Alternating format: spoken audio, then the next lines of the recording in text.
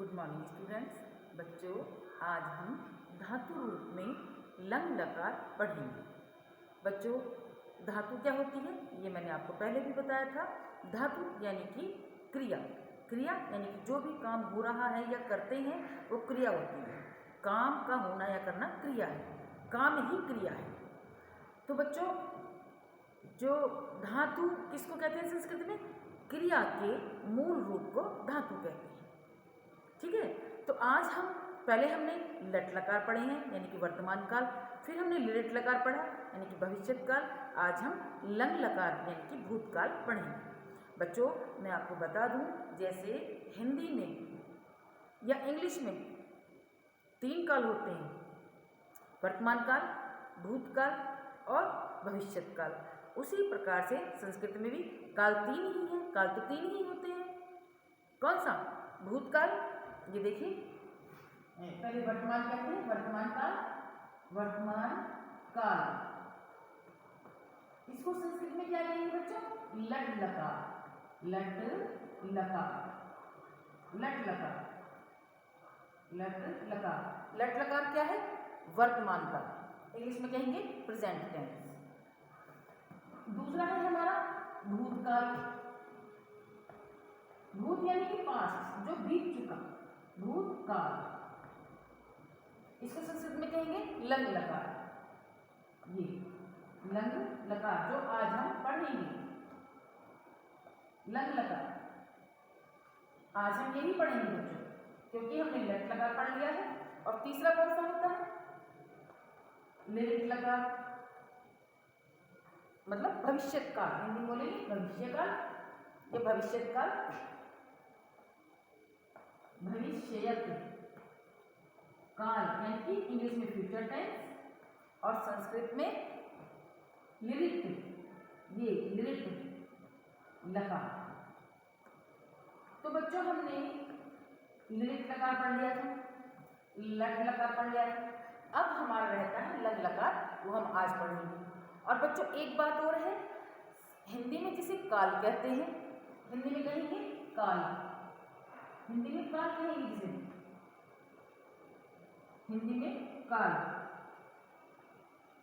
हिंदी में काल कहा जाता है। इंग्लिश में टेंस, इंग्लिश में क्या कहते हैं हम? टेंस। ठीक है, इसे ही हम संस्कृत में लकार कहते हैं। संस्कृत में क्या कहते हैं? लकार, लकार। संस्कृत में लकार कहेंगे। देखिए बच्चों, कि हिंदी में हम काल जिसे कहते हैं, उसे इंग्लिश में जिसे टेंस कहते हैं, संस्कृत में उसको लकार कहते हैं। और काल माने आपको पता ही है, सीधे सीधे भाषा में, सीधे शब्दों में काल माने समय, टाइम।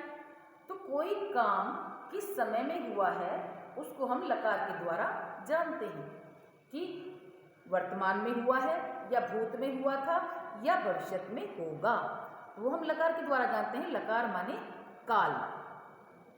तो आज हम पढ़ेंगे बच्चों लंग लकार यानी कि भूतकाल। ओके बच्चों, लकार के जो हैं मूल धातु में चिन्ह जुड़ते हैं।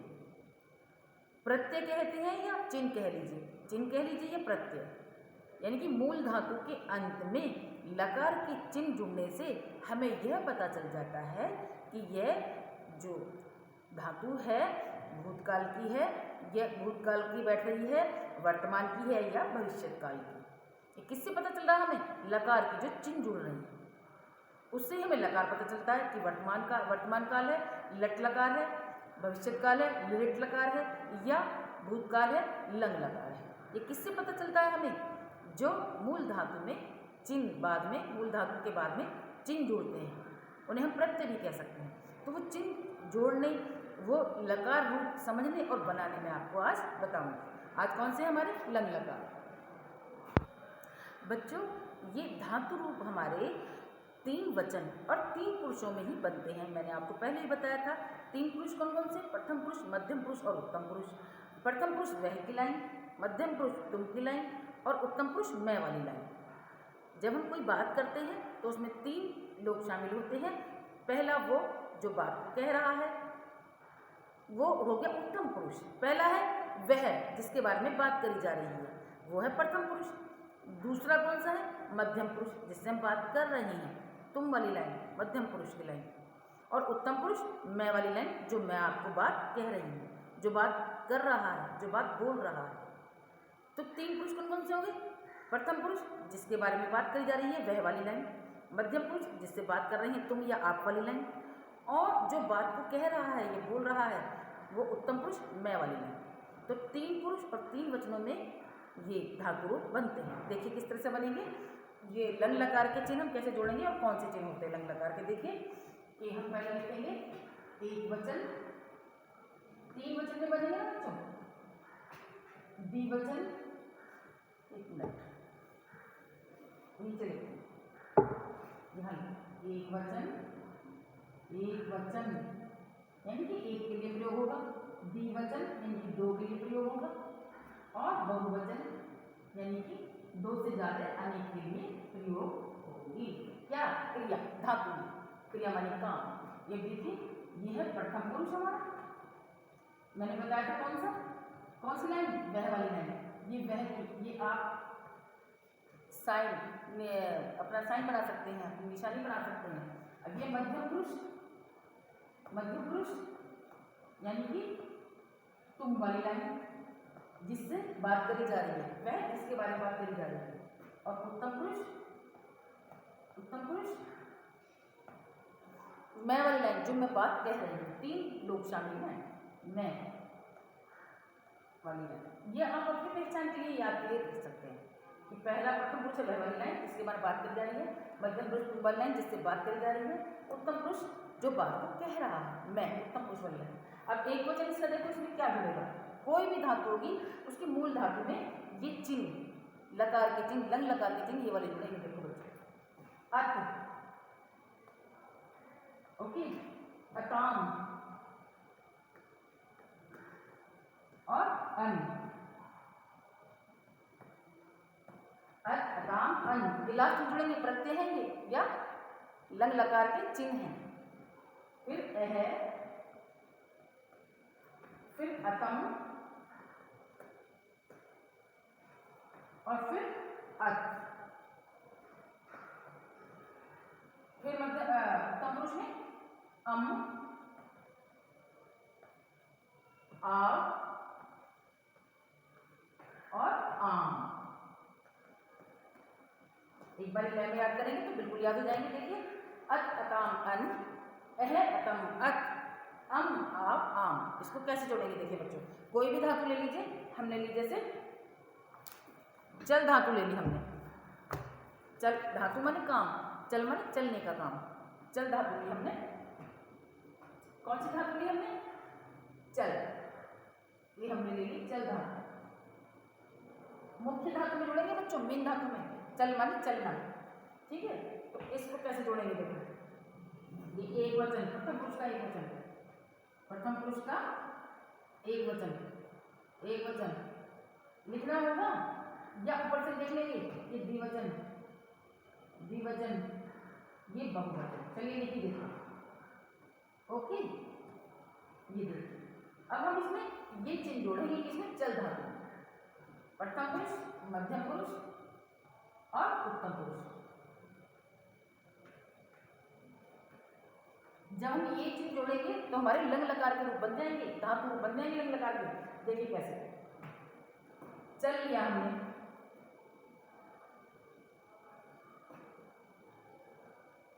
चल लिया हमने, चल। और बच्चों एक चीज और है कि लंग लकार में आगे ए अक्षर जरूर जुड़ता जाता है, ए अक्षर, ए वर्ण जुड़ेगा जरूर। तो चल धातु हमारी, इसमें हमने ए जोड़ दिया आगे, और बाद में क्या साइन है? ये अर्थ, ए चलत। ले में तो ये ए हो गया और तय लगेगा था ना, ये देखिए ए चलत। समझ गए बच्चों?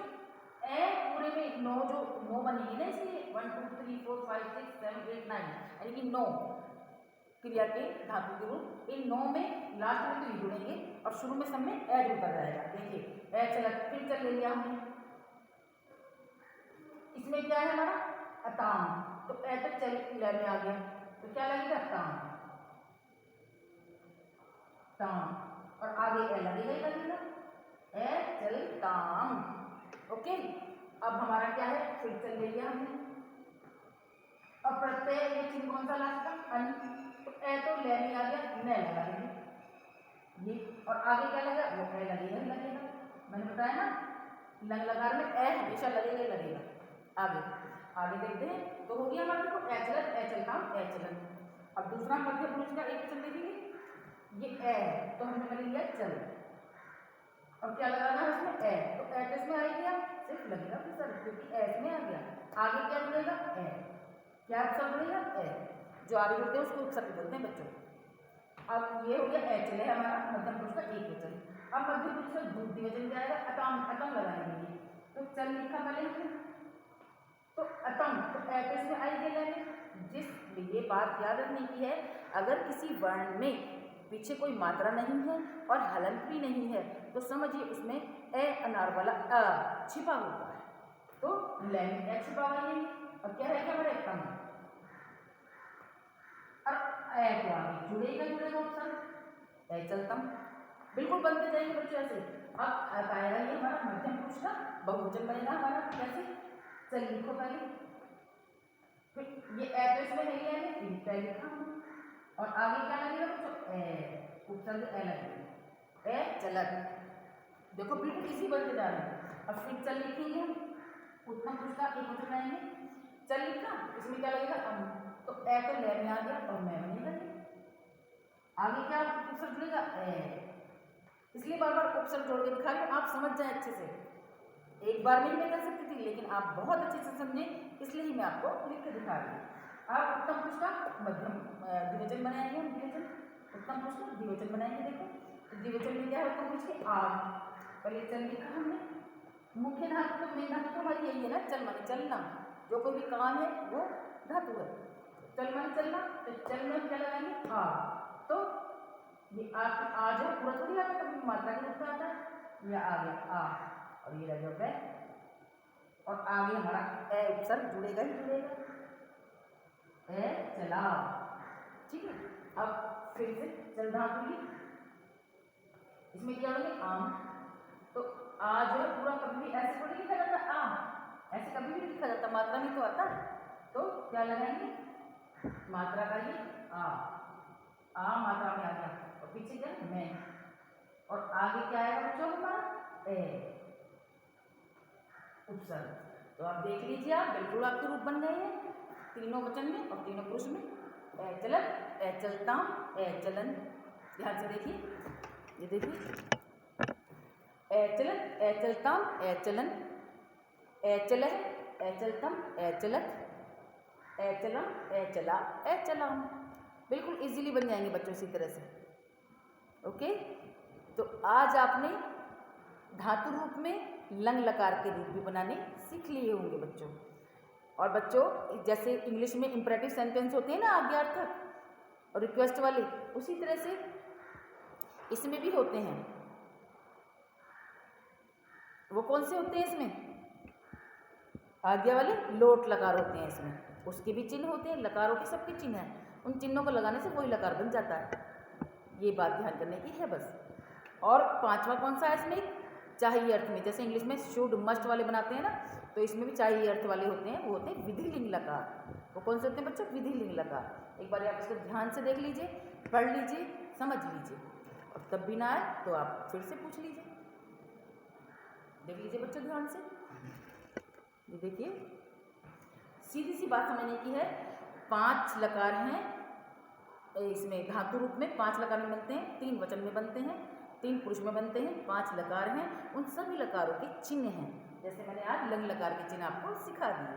पहले लट लकार के वर्तमान काल के सिखाए थे, उसके बाद लिरिट लकार भविष्य काल के सिखाए थे, और आज आप ये लंग लकार भूतकाल के भी चिन्ह सीख गए होंगे। ओके बच्चों।